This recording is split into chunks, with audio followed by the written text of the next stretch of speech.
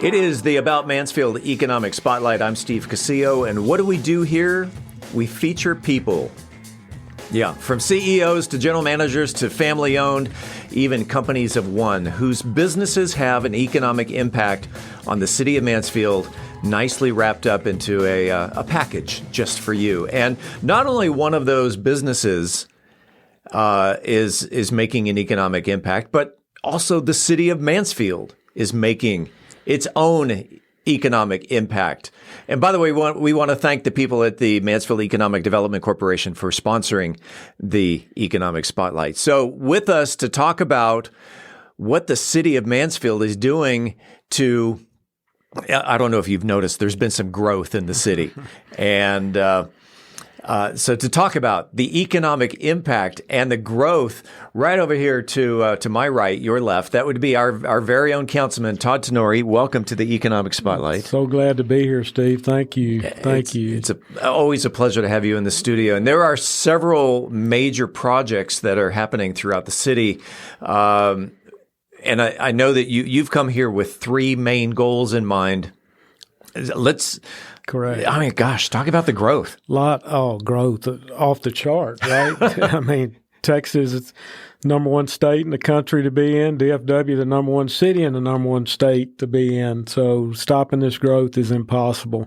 You know, this council and staff has been tasked with just trying to control the growth. And naturally, like every other city in town, Steve, or in the Metroplex, we're all behind on infrastructure, doing all we can do to catch up as fast as we can without shutting the whole city down with all the construction at one time. Oh, yeah. It's amazing the number of construction projects that we currently have on the board. But you've got some main goals in mind regarding development, and once you touch on those absolutely. goals. You know, the council is very determined to diversify the tax base with a focus on generating sales tax and new industry mix such as Class A office space. We naturally don't have any Class A office space in Mansfield currently, which may shock a lot of folks. But for the benefit of those who don't know what a Class A is, it's corporate office settings. Okay, it's either small corporate, but primarily major corporate office settings. We don't have any. You don't see any 3, 4, 5-story corporate offices in our city, like you see in every other city in the Metroplex. So corporate headquarters. Corporate headquarters. And we have a lot of, naturally, there's a lot of folks, corporations that want to be here. And Jason Moore, our economic development director, is out pitching. But it always comes down to, we'd love to come to Mansfield. Now, where are you going to put us?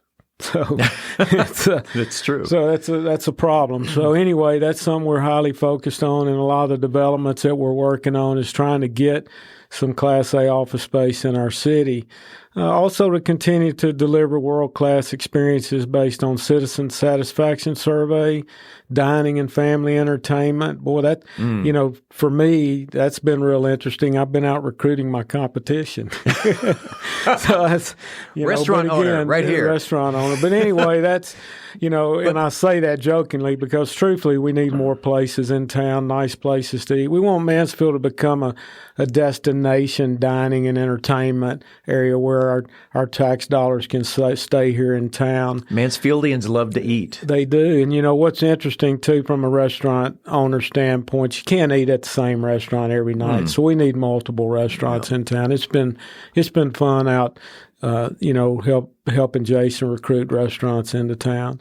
And then to become the hub for innovation in North Texas. And we've got, that's happening right here on Heritage Parkway. The Innovation Center. The Innovation Center, the project here that James is building here at Cellmark. So we really see that as a tremendous opportunity for growth. Corporations want to know, hey, if we come to Mansfield, is there a place to train what's your skilled labor force look like? And again, we've got Ben Barber, but we don't really have a skilled a place where our current citizens can go and get educated. So these innovation centers are really going to be a big part of the future of this city as we try to bring in more precise manufacturing facilities. Let's talk about the entertainment district, because this is going to be one of the most exciting parts of the growth in Mansfield. Not only the stadium, but also the entertainment, the high five, and absolutely. We learned a valuable lesson with BLD. We had the wrong operator. Mm-hmm. And if you have the wrong operator, I don't care if you're running a stadium or a business, that's not a good thing. And the facility itself went down. So, when we started talking about building a really high-end stadium where we could host professional sports and concerts and conventions and things of that nature, it was very important to go get the right operator. And one of the things that this Councilman, Jason, and staff were able to do is we retained Rev Sports Management, which is the Texas Rangers. That's Rangers Entertainment venue. They currently manage all the events that happen at Globe Life, Choctaw, and multiple other stadiums around the United States. So these are really, they also manage and own part of FC Dallas, which is a multi-purpose stadium. That's what this stadium will be. It'll be multi-purpose. Rev has told us that they feel like there'll be anywhere from 150 to 175 events a year in that stadium, everything from professional soccer to rugby to rodeo, conventions, you name it, proms, high school football. I got to tell you, I don't know much about rugby. I don't know much about lacrosse. Right. I just like sports. Yes. I'm willing to learn. Right. You bring rugby to Mansfield. I'm willing to learn. Right. Absolutely. Well, what's so exciting is having someone that is very successful in doing it. Yeah. When you can put the Texas Rangers logo in our city and have the Texas Rangers ownership behind what's going on in Mansfield, that is tremendous. Right. And when we went and spoke with them, it was like an automatic yes with the owners of the Rangers. They said, "Are you kidding us? You're going to give us an opportunity to be a part of a stadium that's 12 miles away from our other two?" Because they have stadiums in North Carolina and all over the United States. They said, absolutely, we want to be your partner. So it's been very good, and we've done this. Council and staff's done a tremendous amount of traveling, going around and looking at all the different stadiums that they manage and all the different venues and getting to know their folks real well. So we're very excited. What's even more exciting is they want this thing built and operational by summer of 26. So when the World Cup comes to Arlington, it will be operational. So you can see a lot of practice sessions done there at our stadium. So when I think about Globe Life Field and Choctaw in that area where you've got Texas Live, you also have a hotel. You've got a brand new convention center. Are we also looking at some of those amenities? Absolutely. There'll be this will be a headquarter for a major hotel, and we're talking, Rev is naturally tied into a lot of major hotels. You've seen the ones that are around their stadium. Sure. So yes, we're in conversation with hotels, and naturally a convention center will be a part of that. That's something our city is missing. So we'll definitely have a convention center in that area, and there'll be a lot of mixed use, a lot of restaurants, some more Class A office space, and some residential. So what's really cool to me about this is the fact that it will generate a tremendous amount of sales tax and property tax for our city forever, but it'll do it in a manner where we'll draw people into this stadium and into this development, which ultimately, when built out, will be will have a value of around $2 billion. But they will not be in our community. They will be up and down 360. They will remain on the interstate just like you and I do when we go to a Cowboy game or a Ranger game. We're not all over Arlington. We're not in the neighborhoods of Arlington. So from a traffic standpoint, it sets itself up perfectly to be on 360. It will actually be just south of BLD. Yeah. On 360. Big league dreams. Big league dreams, yes, sir. Yes, Let's move from 360 to downtown, because that seems to be a focal point for redevelopment. Downtown naturally is the place in town that we all own, right? Downtown is the heartbeat of our community. This council's been very, very adamant about trying to get downtown up to speed. We have a very short window, I think, that we can do this. We really need to do it before all this other stuff builds out. You don't want all your citizens used to going a different direction. We want to continue to improve downtown. We've got multiple projects underway. Let's talk about those. Okay, we have the Smith Street project on 4 acres. Hope Global is the developer. It's a multifamily complex with some retail, open space. The land, they actually purchased the land from the city and expected to break ground December of 24.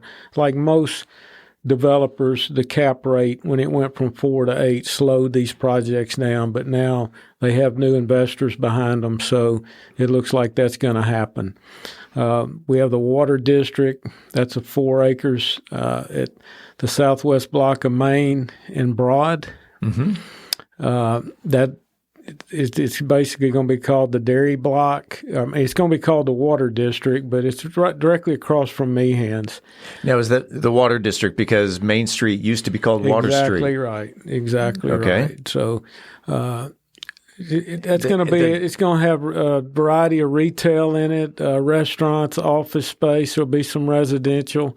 You'll start seeing demo here fairly quickly on that. The city is pretty much, I think as of today, we signed the final contract on what was left on that property that the city did not own. So you will start seeing demolition happening here fairly quickly. I would think in the next 3 to 4 months. We've got one tenant there that is moving across town, so we got to give them time to get that building up to speed where they can move. Yeah. So, but once that happens, you'll start seeing buildings come down on that corner, and that is Main and Main. I mean, I know it's Main and Broad, but as far as downtown, that is Main and Main. That is the heart of the city. Heart of the city. So. Yeah.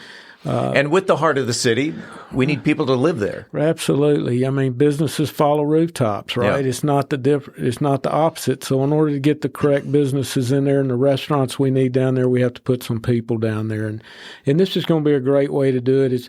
It's not going to be a 4 or 5 story multifamily complex. It will have some multifamily in it, but it'll be limited. Primarily, this is going to be an open space that'll have different booth type settings where you'll have different restaurants. You may even have a little small clothing store in there. Okay. It's really unique. Ultimately, we would love to see some form of small, maybe a small hotel in there, like a boutique hotel. Sure.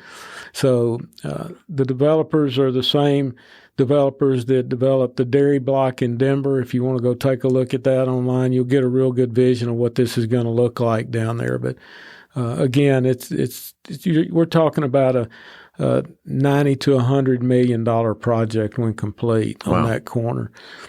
We bought the property down the street, as you know, at Walnut Creek in Broad, where we'll be moving the fire station. That has been we've really been needing to do that for a long time, because when you have events downtown, the city's spending a tremendous amount of money moving that equipment out of downtown in case there is a fire during one of those events. Right. So getting that fire station out of downtown will allow us to have more events downtown. Let's talk about the super studios. This is also going to be something big coming to Mansfield. Yeah, 77-acre parcel, Klein Tool Boulevard and 7th Avenue. We're working on development structure and site plans currently to maximize the efficiency.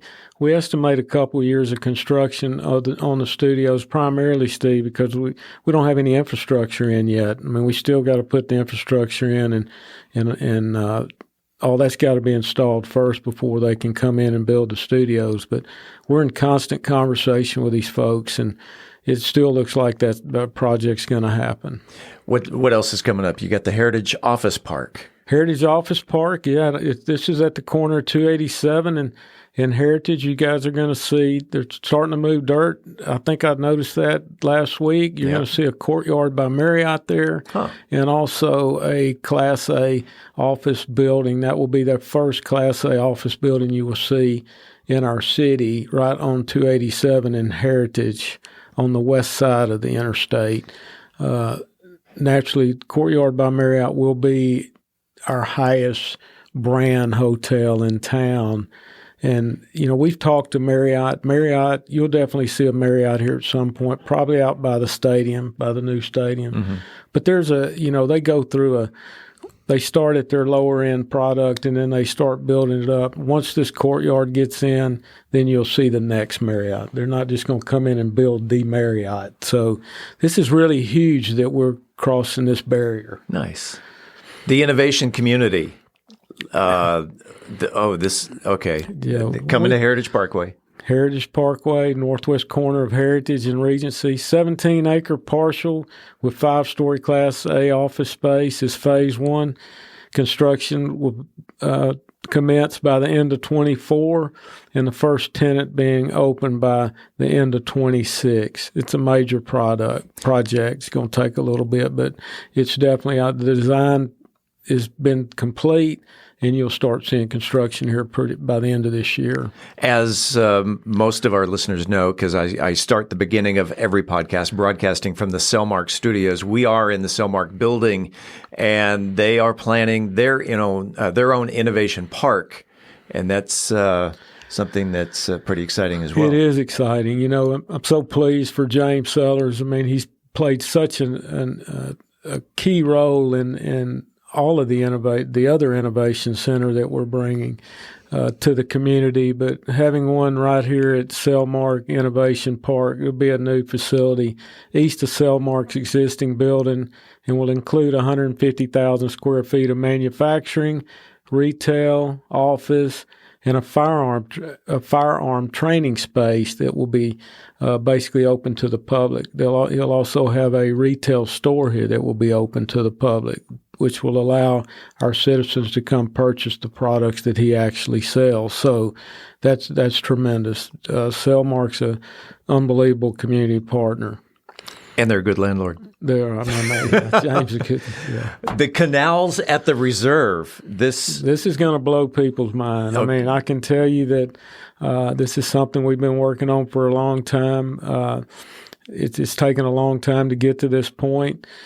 We will be building our new city hall, will be the anchor of the canals at the reserve. I highly recommend that everyone watch our next council member or meeting next Monday. You will actually see for the first time a video of what this is proposed to look like. It's going to be really exciting. There will be canals. We basically have been working with the same designers that designed the Brickyard in Oklahoma City. So you'll see canals, you'll see boats in the canals, you'll see fountains, but just the sheer growth in civic space that will be around this project, inside this project, will generate tremendous tax revenue for the city. And you're going to see restaurants, you're going to see office, you're going to see residential. But what's igniting this project is City Hall. Sometimes it takes a municipal building like a City Hall to ignite a project.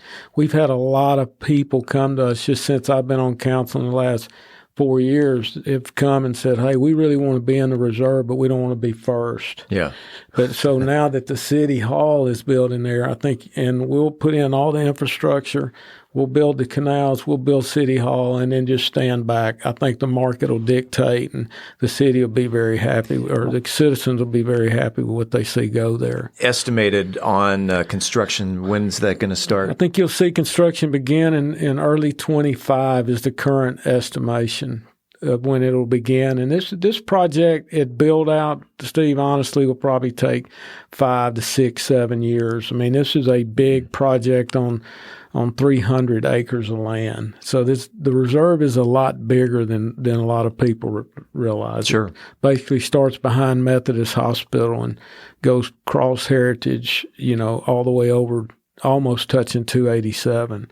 Down to the railroad tracks. And right. So to recap then, the entertainment center with the stadium, the entertainment district with the High Five, the redevelopment of downtown, including the studios, the the innovative corridor in a sense with the new city hall, the canals, the innovative Class A buildings.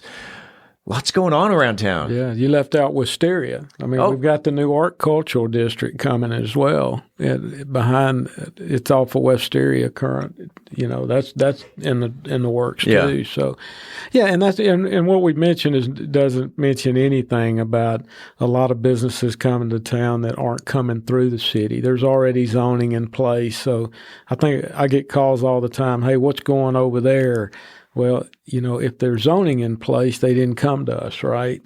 So there's a tremendous amount of stuff, restaurants and other types of retail-type businesses that are coming on a daily basis that the city, that the council and the staff have no involvement. Yeah. So ultimately, growth pays for growth. Growth is driving growth here, is what's going on in this city right now. And the growth is exciting. It's really, really exciting. I mean, I've seen some numbers that have been astonishing. I mean, I've seen that, DFW is going to pass Chicago to become the third largest metropolitan area in the country this year. And in the next 5 years, it will pass New York and LA to become number one. Folks are moving out of those cities into Texas. So that just tells you, I mean, we're 13 million people, I believe, now in DFW, which is when I moved here, Steve, there was 3 million. Oh, wow. That tells you. And that wasn't that long ago, 1989. So, well, congratulations to you and the other 6 city council people. Congratulations to. In fact, about an hour ago, I ran into Joe at a local eatery and said hello and mentioned your name. Congratulations on really doing some fine things here in the city. Thank you. We appreciate you guys. Appreciate your support, Steve, and appreciate giving us an opportunity to get the facts out because there is a lot of misinformation out there, as you know, and I read things all the time. I'm like, God, I don't know where they came up with that. But anyway, the frustrating thing is, as you can tell, a lot of these things we're working on are big, major things, and they just take a lot of time. It's not like you can just go out there and start throwing buildings up. So it's tremendous infrastructure and trying to get everything in place to get things built. Well, it's like, even something as simple as a restaurant takes time. You remember how long people were going, when's Mellow Mushroom going to open? Exactly. When is Mellow Mushroom going to open? And it took over a year. Right. But it opened. It opened. And as you know, time flies. That's right. Hey, it'll be here before you know it. I can promise you that. So, and again, I don't see anything. I think DFW, the economy is not great across the United States, but I don't think we in DFW has been hit nearly as bad as a lot of cities. Yeah. And if you see a little dip in these interest rates, hold on. Because you're going to see all kind of things start moving. Nice. So, Todd, I appreciate it again. Thanks for being on the Economic Spotlight. Hey, thanks a lot, Steve. Appreciate it, buddy.